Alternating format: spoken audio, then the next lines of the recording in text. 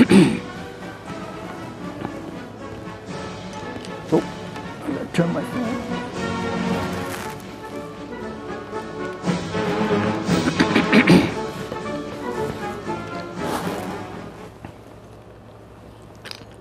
Good evening and welcome to the Sound Off program. My name is Linda Kirker. I host the show, and thanks so much for joining us tonight. I would like to start the program. Well, we've had a little touch of almost spring in the last several days on and off. Well, not at night, but during the day, which has been a nice little change. But I think the cold stuff's coming back soon. I have a few short quotes from Thomas Jefferson that I think this man was brilliant and self-taught, and I would like to share them with you. He says, "The democracy will cease to exist when you take away from those who are willing to work and give to those who will not." The second one is, "It is incumbent on every generation to pay its own debts as it goes, a principle which, if acted on, would save one half the wars of the world." And the next one is, "No free man shall ever be debarred the use of arms."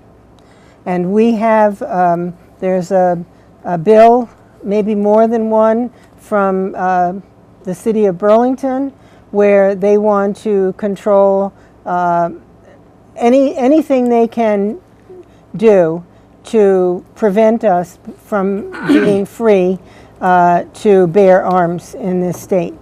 And my opinion is we have a Second Amendment right given to us by the Constitution, the supreme law of the land of this country, based on the experiences of the people who lived at that time, who knew that you were in danger if you did not have the opportunity to protect yourself and your family and your property from those who would try to take it away from you, be it government or some other entity or individual.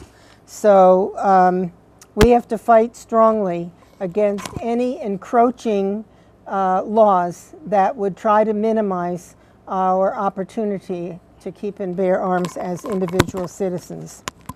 Okay, I'm going to stop there with that and just read you something I have read. Oh, I have one on. Oh. Excuse me, folks. Apparently I have a malfunction junction here. So maybe you haven't even heard anything I said so far. Maybe that's a good thing. I don't know. Well, oh dear, there we go. Hopefully, can you hear me now? No? Oh, I'm getting instructions. Hold on. Fortunately, I learned as a child to follow instructions. So that's a good thing. Is that better? Okay, good. Now I'm intact and we can get ready to go. Anyway, I just read a few quick quotes from Thomas Jefferson, one of my favorite people in U.S. history. And basically he says, "The democracy will cease to exist when you take away from those who are willing to work and give to those who would not. You create a weaker and weaker society when you punish those who are industrious and weaken those who are not working, who need to be strengthened." So I'll just leave it at that. And then I would like to read the American Creed. This was written by William Tyler Page, and he was the clerk of the Congress many, many years ago when our country was being formed. The American Creed. And I believe every child in every school, every family should understand this and know it. "I believe in the United States of America as a government of the people, by the people, for the people, whose just powers, government's just powers, are derived from consent of the governed, the people, a democracy in a republic, a sovereign nation of many sovereign states," that means independent states, "a perfect union, one and inseparable, established upon these principles of freedom, equality, justice, and humanity, for which American patriots sacrificed their lives and fortunes. I therefore believe it is my duty to my country to love it, to support its Constitution, to obey its laws, to respect its flag, and to defend it against all enemies. And I would add foreign and domestic. But I just love that. I just think it's patriotic. It's something that our children need to understand and have that feeling of being a proud American, which I don't think they're learning too much about today. Okay, my guest tonight is a return performer named Don Tessier, and welcome back. Well, thank you, Linda. Nice to have me. Yeah, it is nice to have you. Thanks for having me. And so why don't you lead off with your top... well, let me just segue into what you just Sure, read. I was reading the paper while you were oh, when not I got listening, here. huh?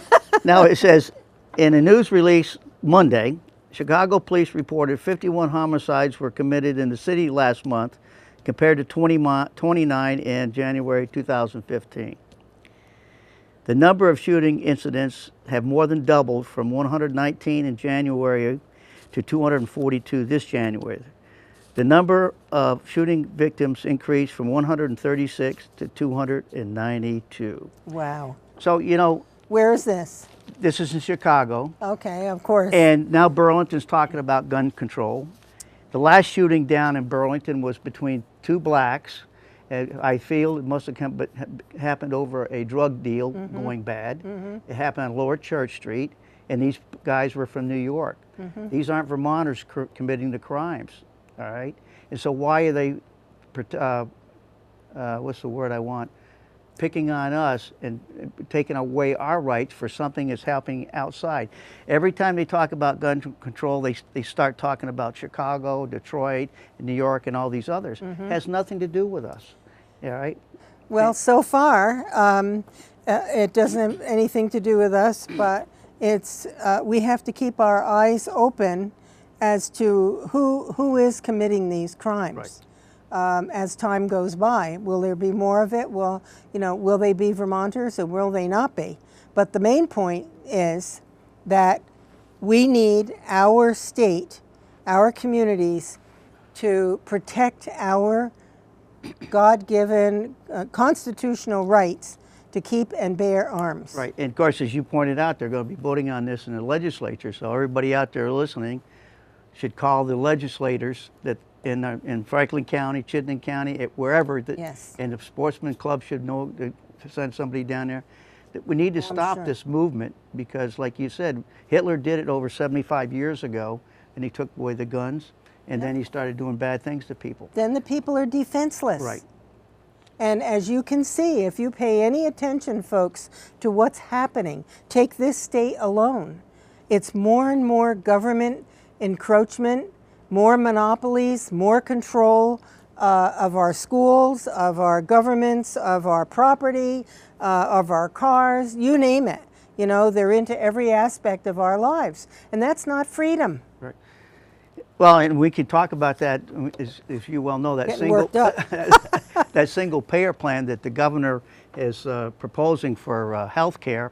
I'm going to read you a quote, and I just can't believe this, that he actually had guts enough to say this and have it put in paper. If I thought I had it. Oh, here it is right here. He's saying, and I quote, "I'm not pretending that my provider tax fixes the health care system." So, and then over here. Well, you need to explain what the provider tax is and where it comes from. All right, the provider tax is going to come from healthcare providers. Well, I got that right here. I highlighted that lady there. Okay, well, basically, you know, it all comes from this new health care bill.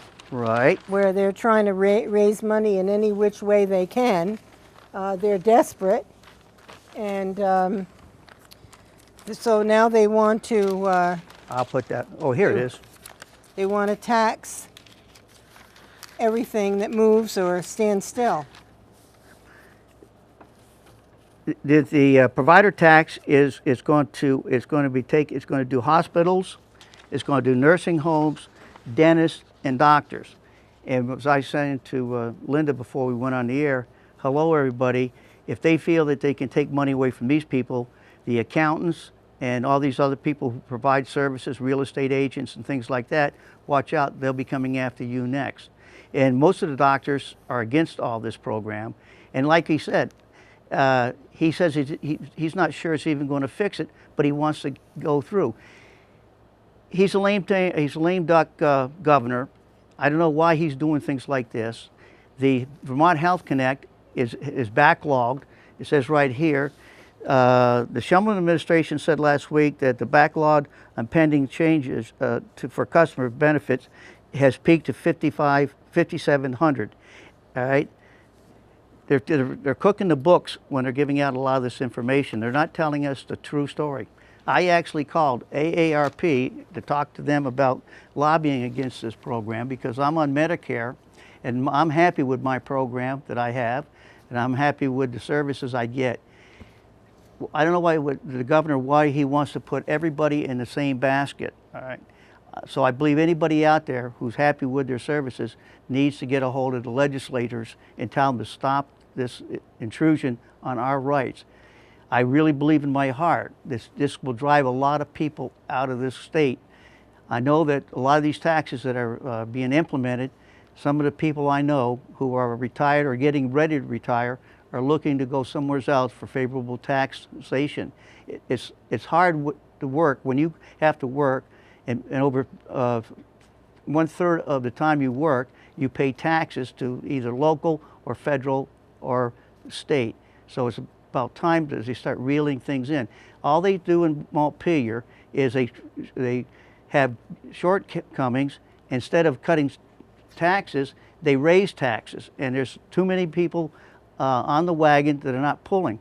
And this is one thing I want to talk about next, is that Maine has removed thousands of people off the food stamp roll.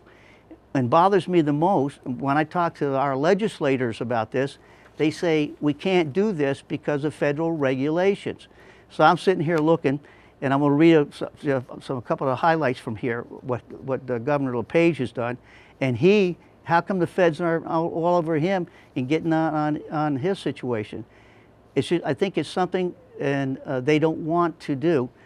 And like I told you before, Linda and I have talked to some people in the AG of Human Services, and they say their hands are tied. It's the legislature's problem, not them. They're only following the rules that the legislatures come out with. So we need to get some people who have some guts in order to start doing this. As I've said before, there's over 200,000 people on Medicaid, and I'm going to read something down here a little bit again. The increases are overtaking the income, so we keep running deficits. And this is LePage over in Maine is doing this. And I'm just going to read a short portion of it. The number of healthy childless adults, okay, these would be husband and wife or whatever, childless adults receiving food stamps fell from 13,589 in November 2014 to 1,206 in November 2015 last year. Because he enforced a work and volunteer requirement.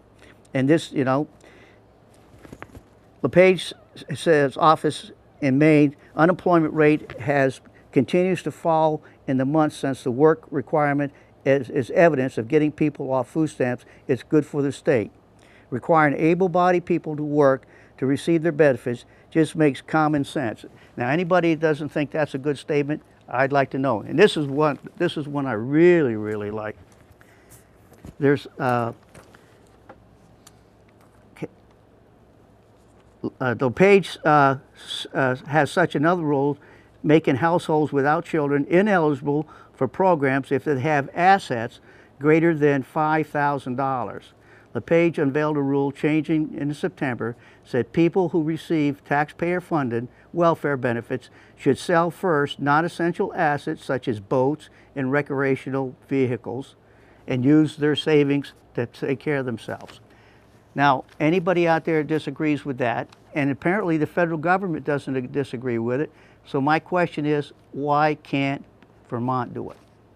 And next time I go to a legislative breakfast, I'm going to ask that question. Why can't we do it? It's because I don't think they want to rock the boat. And I'm not trying to pick on our legislators in Franklin County. I think we have good ones, but I really think we're getting just like the federal. They're in there, they don't want to rock the boat. And LePage doesn't care about the boat.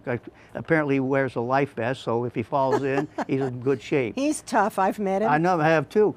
I was over there once, and I think I mentioned this before at a meeting, and it was a business meeting, and he's getting up there and saying, if you want to start a business in Maine, let me know. You'll have your permits within 30 days. Mm-hmm. And he believes it because he'll get a hold of his people and say, put it on the fast track. Yep. And Maine is, they got over 1 million people, and their economy is really good, but people need to work, and it's proven right here. People are working, and I think they're happier. Of course, they're being productive. Right. They're out meeting people. Yep. It's healthy. Work is a good 4-letter word.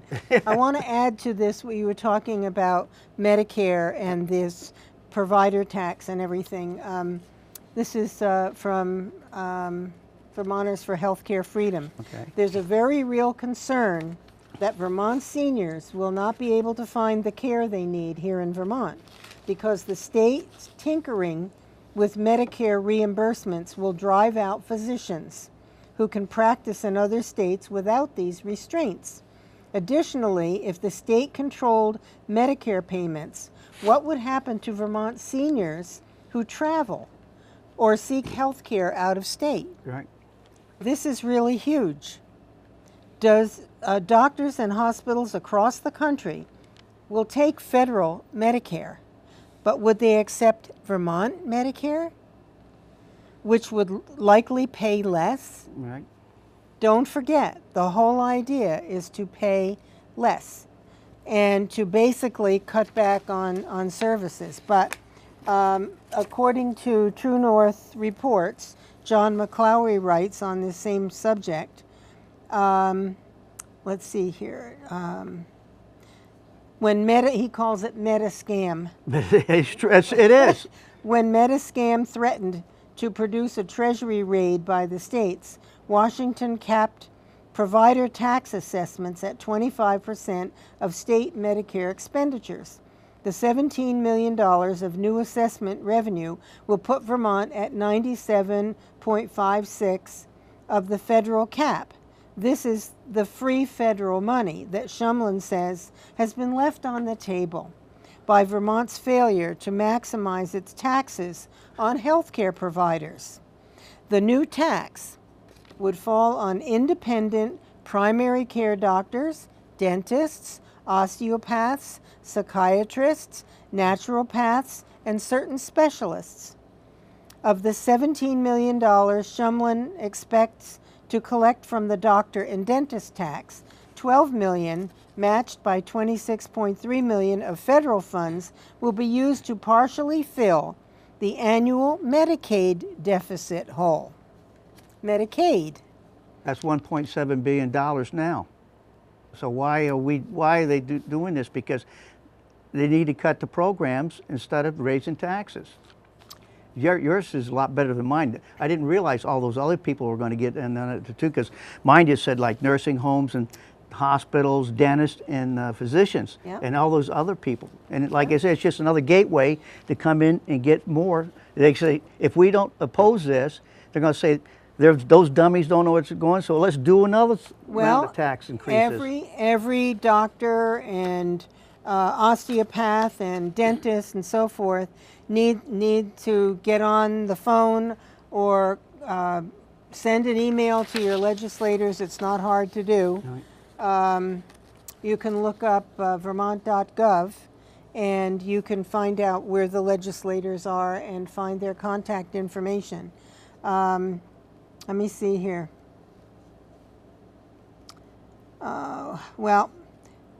We'll leave this for you to figure out. Oh, he says, John McClowery says, a major concern with grand single payer or all payer health care schemes is that falling reimbursement rates will cause doctors and dentists to depart the state. Yep. The Hisio report of 2011 that was evaluating potential ideas for healthcare that formed the basis for Green Mountain Care allocated $50 million of the enormous expected savings to pay doctors not to leave. Shumlin's doctors and dentists tax won't pay them not to leave. It will tax them for staying. And what I did call AARP because they're a big movement, as they did with Obamacare, pushing that through. And I haven't talked to the lady, but if anybody wants to call down there and give her your 2 cents about, I think the AARP has a big voice in the state here. I guess I don't even know where their office is. Is it in Montpelier or Burlington? I tell you the truth, I don't know.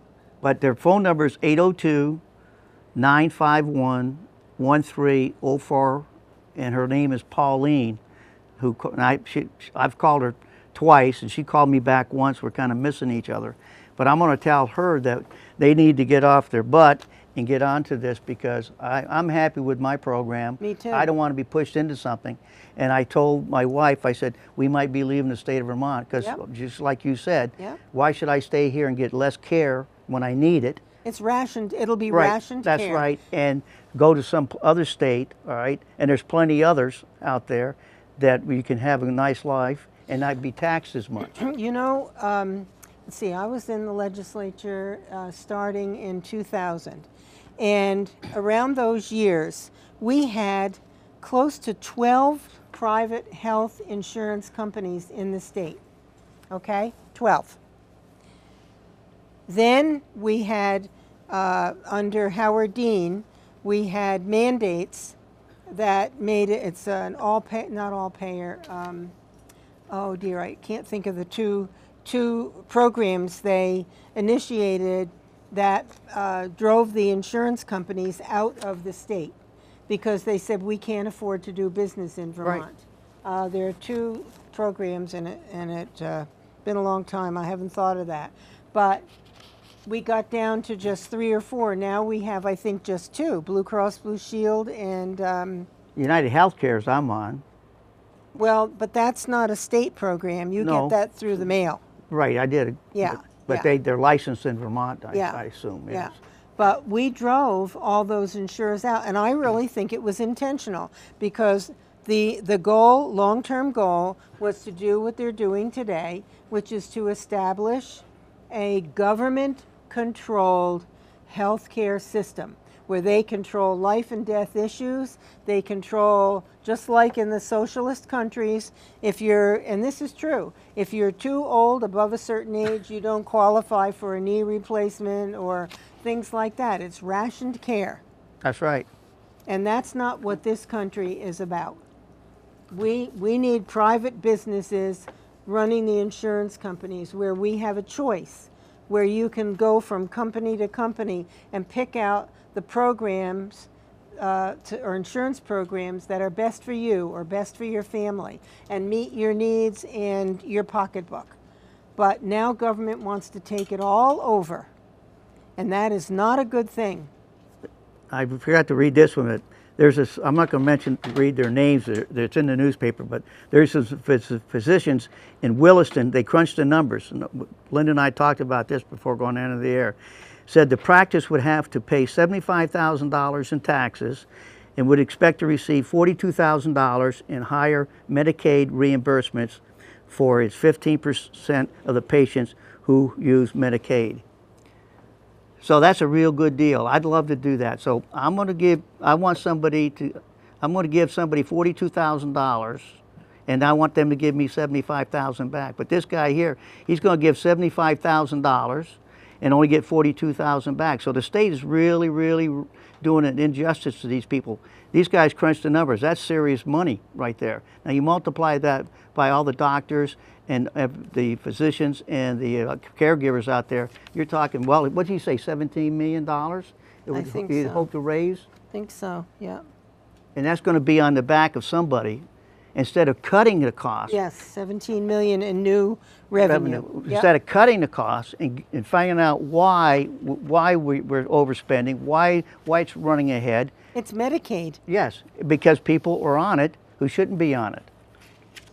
Yes, and the state has no, just like the federal government, Don, they're not monitoring who is on, who's eligible, how long they've been on, have their circumstances changed, are they now working, and so they wouldn't be eligible anymore. People don't report that. So the job of the Agency of Human Services is to be diligent on behalf of the taxpayers and the state to ensure that they know that the people who are on the programs are legitimate. Well, what's the auditor who counts? His name is Hooper or Hopper? Doug Hopper. Doug Hopper. He has said he can't. They're not monitoring this. Mm-hmm. He said it'd be a monstrous undertaking to monitor this. Well, you start one step at a time. Right. Have everybody come in every 6 months and requalify.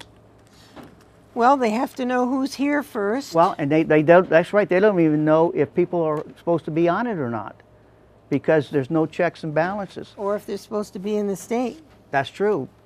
And when I say, why can't we have a residence requirement, they say you can't do that. I say, I won't hurt anybody, I'll just give them bus money to send them back where they came from. Okay? So, I mean, why can't we do that? Maine's doing things. I don't think we've got too many liberals down there who just want to let everything go and not worry.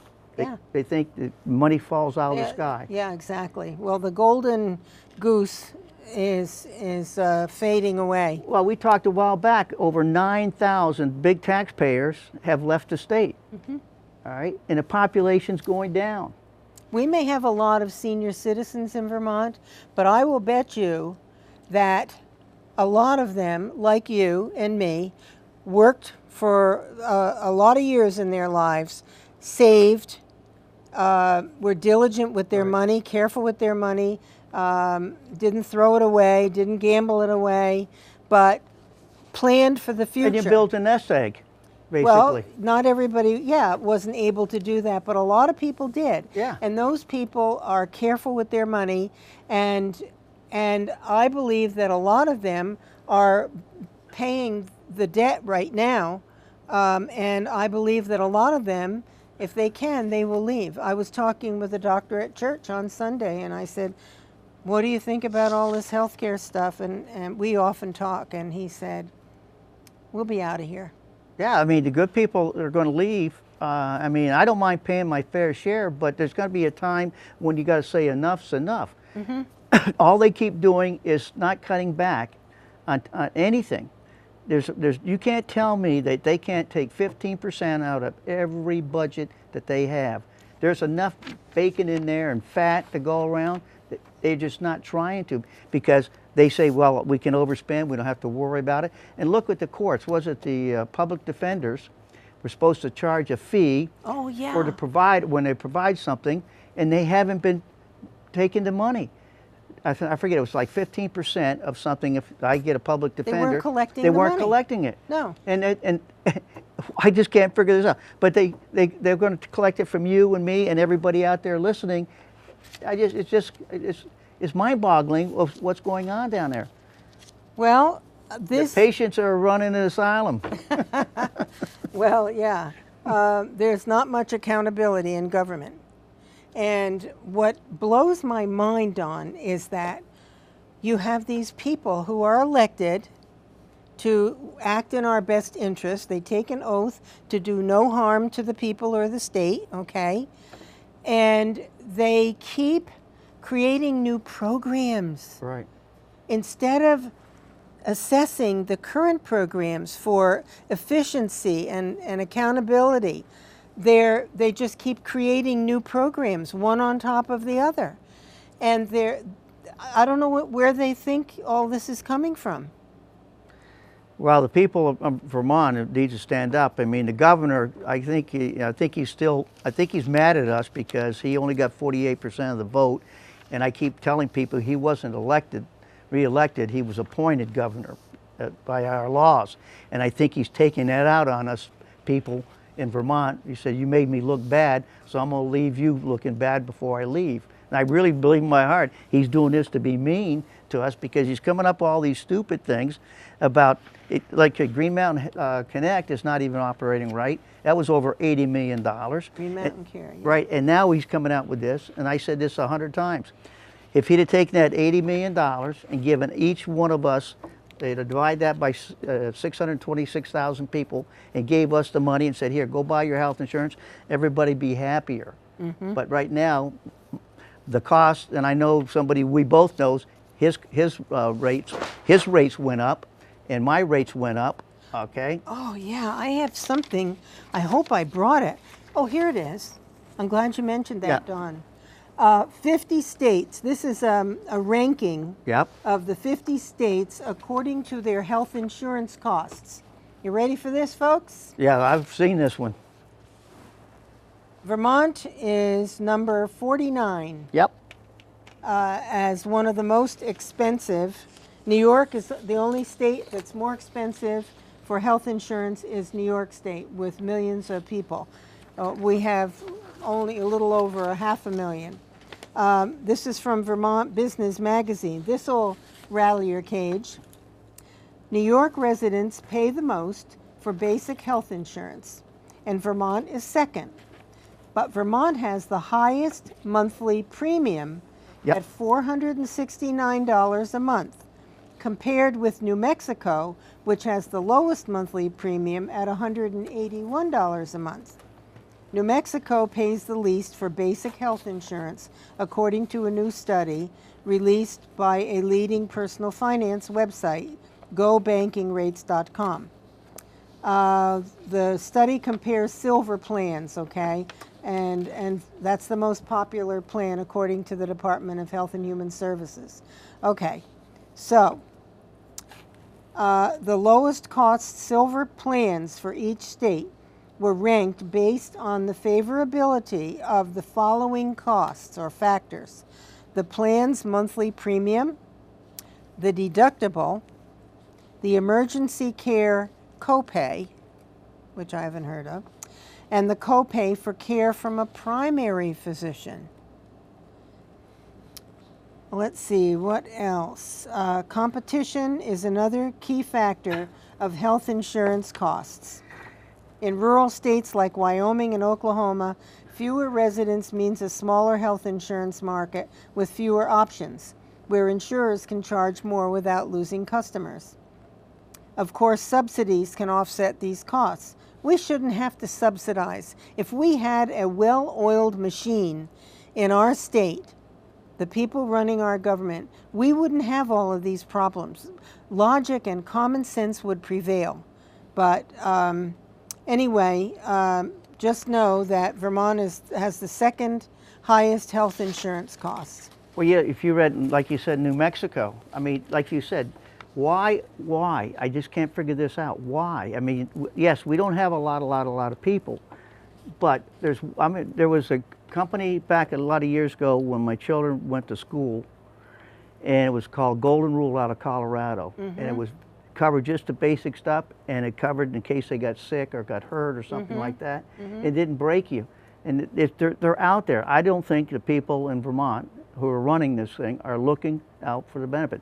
I got to believe in my heart somebody must be getting some kickback somehow, because why would be rates going up? They promised us when they come up with Obamacare, okay, that rates would go down.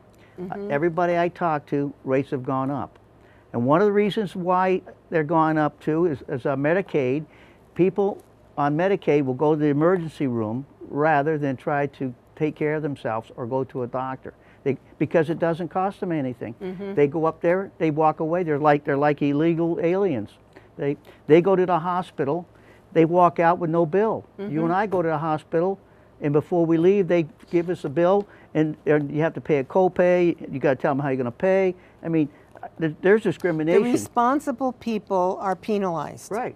If an illegal alien comes into the hospital, they ought to be calling the Border Patrol. If they're dying, I'll take care of them. Other than that, like you said, I'll patch you up. You're going to the Border Patrol. Absolutely. And then that brings us into your comment about sanctuary cities. It does. You're such a smooth operator. I don't know about that. But one more thing on this, and then we'll Okay, move yeah, over. no problem. Vermont's cheapest silver option in the insurance plans.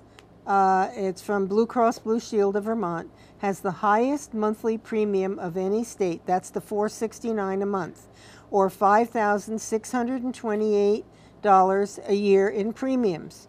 The yearly cost on this plan is estimated at $7,317 on average by Vermont's exchange site, and up to $11,377 in a bad year with many health expenses. It's just unbelievable. You said it was 400 and some odd dollars? $469 a month, or $5,628 a year in premiums. Well, I tell you what, I pay, I think it's $658 a month. That is unbelievable. And that's with a high deductible. Okay? Well, that's for two people. No, that's just one. Oh my. I'm on Medicare. Yo, well, don't you have a supplement? Yeah, but I don't pay that much. I pay $43 a month for my supplement. Well, lucky you.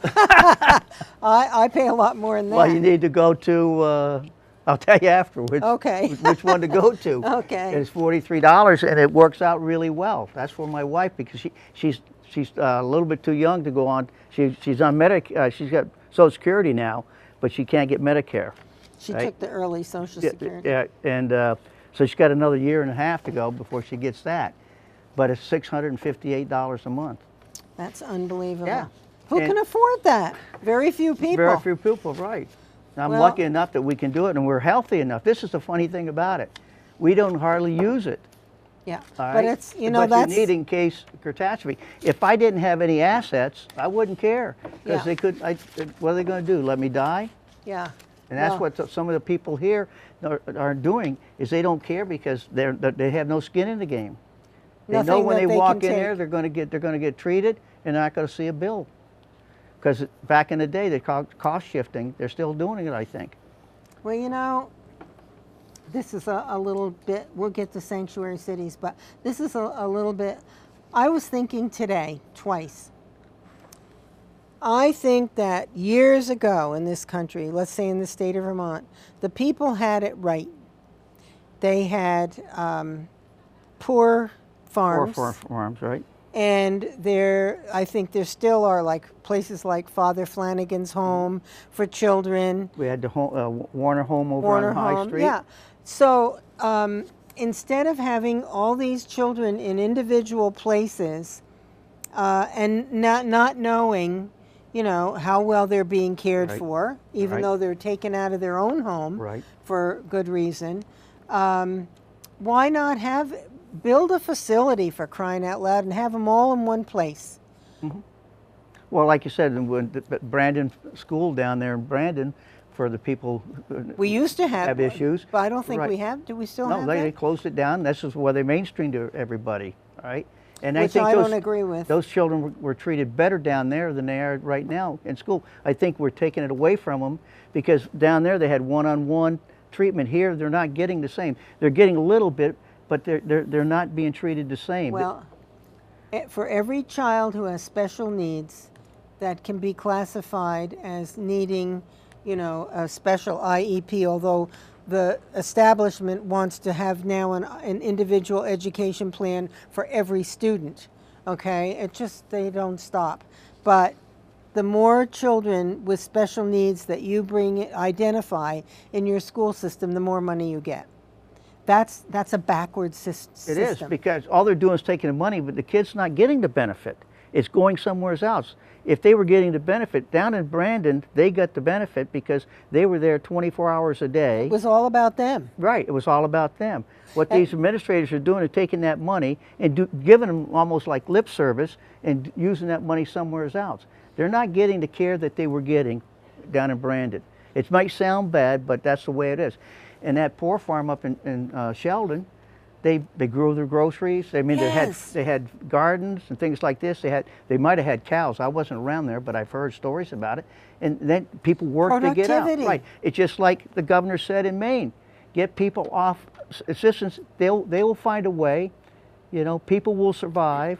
And I agree with them 100%. I cannot believe that these guys have boats and snowmobiles and things like this, and they're getting food stamps. It's just crazy. Yeah. All right. And if you have over $5,000, you don't get anything. You got to sell those toys. Well, there have to be jobs available, and we don't have them in We're Vermont. driving jobs out. Oh, wait, right. With And all then- this taxation. Yes, and regulation, and then you have, let me see, you have the regulations, where was I just going with that? Where people, the drug problem. Businesses that have machinery, Oh, yeah. or, you know, that there's a risk where there could be injury, and then you have the whole insurance thing, workman's comp and all that. They can't afford to take those chances. And now we're going to do marijuana.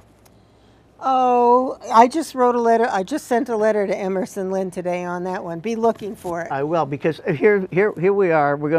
People aren't going to hire people if they find out they've been on marijuana, because exactly what you said. If they get hurt on the job, and I don't know if a lot of people know this, but workers' compensation, if you're hurt, it's lifetime if you don't get rehabilitated. It's never ending. It's almost like disability. Really? Yeah.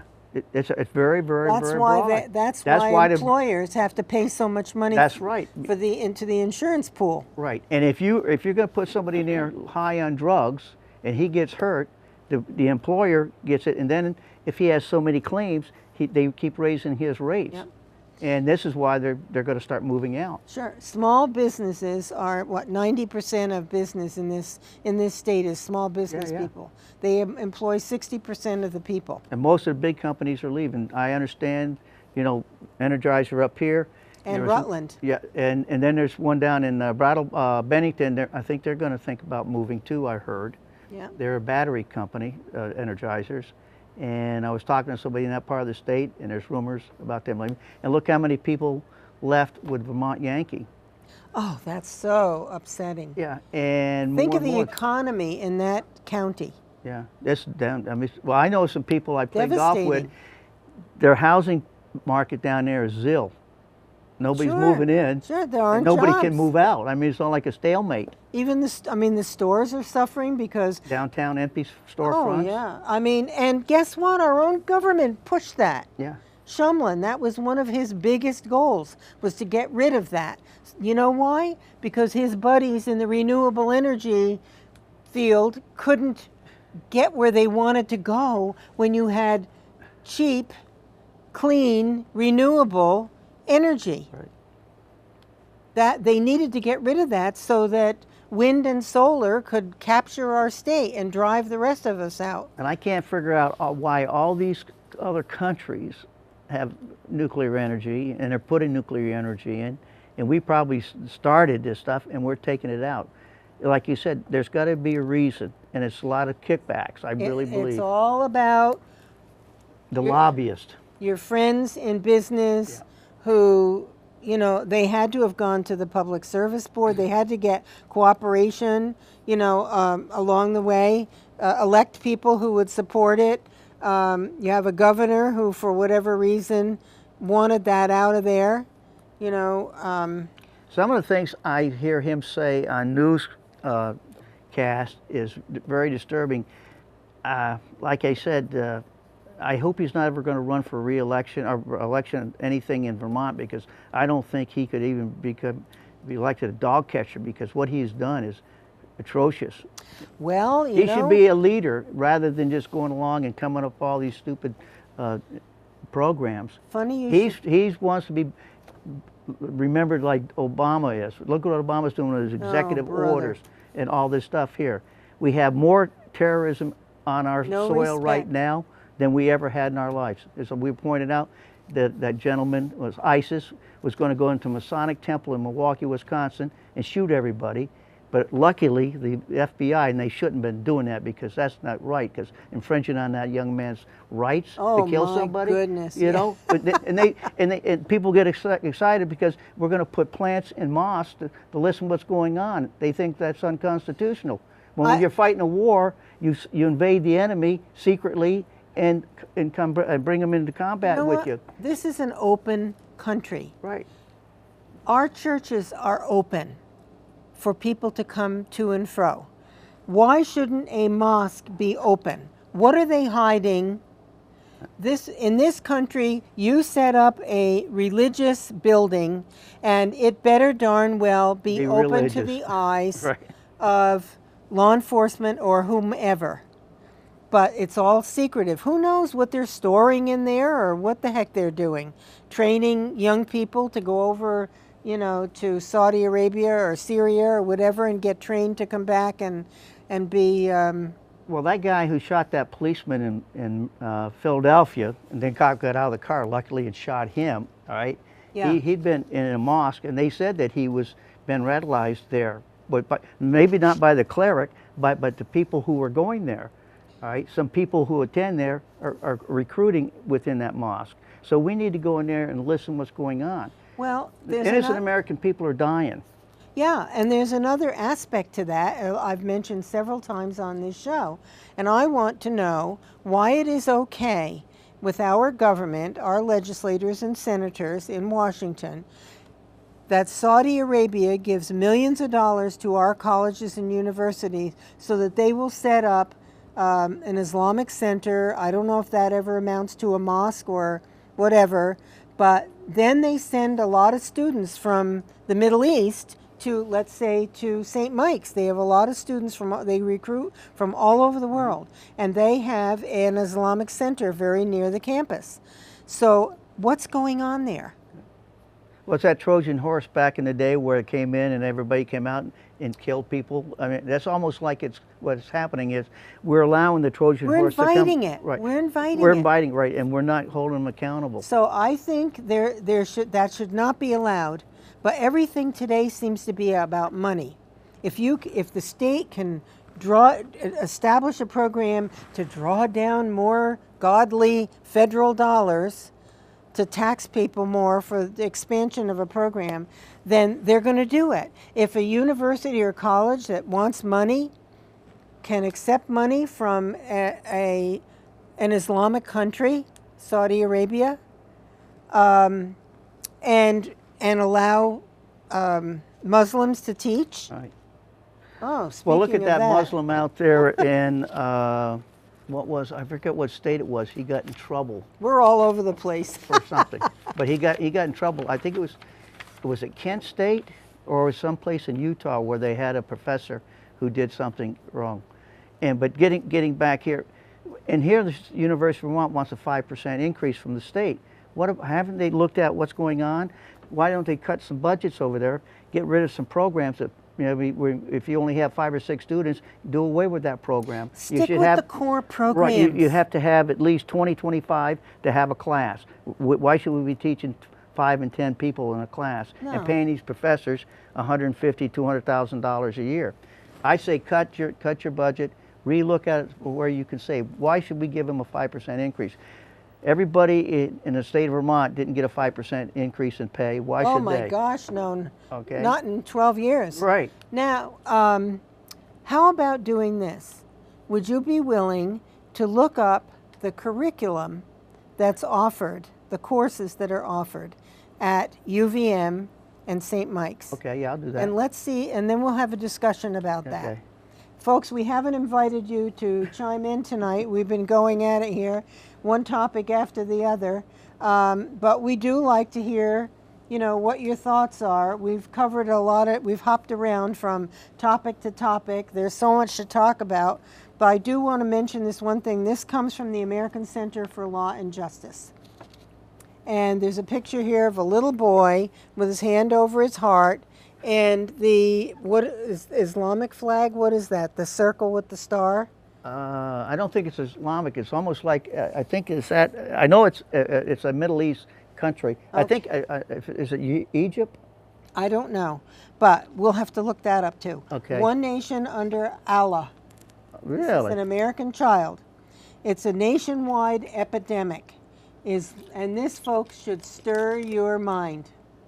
Islamic indoctrination is happening in public schools all across America. This is a very legitimate publication, by the way. Students in Tennessee were made to recite the 5 pillars of Islam, the Islamic conversion creed, while not learning about Christianity or Judaism. At least one school where Islam was covered for several weeks and the lesson on Christianity was skipped, of course, required students to write, quote, Allah is the only God and Muhammad is his prophet, unquote. It is our goal to put a stop to any unconstitutional Islamic indoctrination by public school districts. What part of Tennessee was that? Does it say? Because my son lives in Tennessee and my granddaughter goes to school down there. I'm going to have to call him up and find out what's going on. Yeah, you do that. Let's see, the Tennessee Office of Open Records. It doesn't give the name. It's got to be neither Knoxville, Memphis, or Nashville, because those are big, big cities in Tennessee. Well, they got this through the Open Records request. Yeah. And he says, but this is far from over. Incredibly, Islam continues to be taught in schools, while students are being denied the right to bring their Bibles to school and speak about Christianity. Put simply, schools may not promote Islam while silencing Christianity. Yeah, those people who allow that, and I think that's what happened out is either Utah or Kent State or one of those places where this guy was talking about this, and people can't say the prayer, but the Muslims can stop and pray 5 times a day, yeah, and we can't say the Lord's Prayer or to pledge allegiance to the flag because it says under God, and they're doing stuff like that. Somebody needs to get a hold of this, and I'm seeing more and more of this, especially in the Burlington area, and there's no way that we should be adjusting what is America to accommodate people from other places who have a different culture, a different religion, a different way.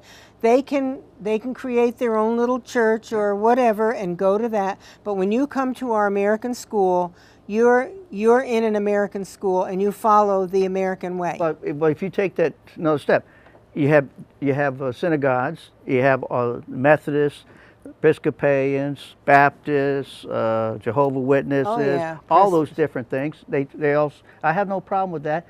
The Jewish people don't. They pray in certain times. No problem They don't have a between problem. Christianity and Judaism. No, there's no problem, and they came here. So why, like you said, why are we doing this? It's crazy. They call it the PC cop. Well, the PC cop should be shot, okay, because it's crazy.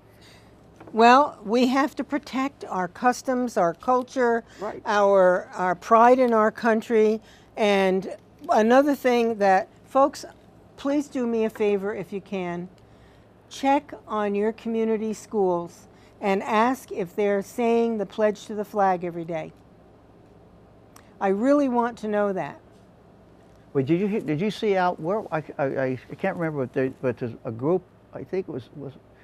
But there was a group of cheerleaders or something where they were praying, and the school stopped them, and they took it. These young children or students took it to court, and the judge ruled in their favor that they could do that, and that's what it takes. And I applaud those young people for doing that. The parents should have been doing something like this. If I saw something I didn't like, I would speak up. And I'm glad that we're starting to see some of the younger people do things like that. Well, they've been brainwashed. Right. And tolerance is, I can tolerate anybody, but I have my beliefs, you have yours, and when in Rome, do as the Romans do. When in America, do as the Americans do. We're going to have Thanksgiving, we're going to have all this other good stuff. Easter, Christmas, Halloween. All that good stuff. And I'm tempted to bring a Christmas tree to the classroom. Well, we found out it's constitutional and they can do nothing about it because the Supreme Court has already said it's allowed.